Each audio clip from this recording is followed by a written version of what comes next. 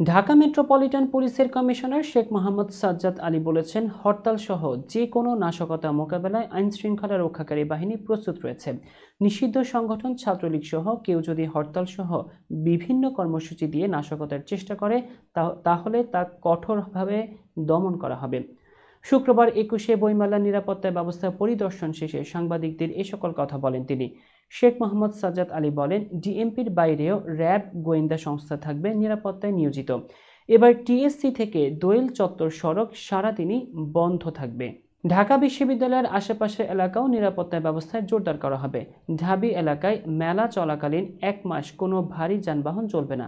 DMP commissioner বলেন, উস্কানিমূলক কোনো বই যেন বইমেলায় না থাকে, এর জন্য বাংলা একাডেমিকে বলা হয়েছে। বইমেলা ঘিরে নিশ্ছিদ্র নিরাপত্তা ব্যবস্থা নেওয়া হয়েছে। বইমেলায় খাবারের দোকানে যাতে বাড়তি দাম রাখা না হয়, এই বিষয়ে পুলিশকে নজরদারি করার নির্দেশনা দেওয়া হয়েছে। রাজধানীতে চলমান সকল আন্দোলন নিয়ে সাজ্জাদ আলী বলেন, ছোট ছোট আন্দোলন করে রাস্তা বন্ধ করা উচিত নয়। পুলিশ কাউকে মারতেও চায় না।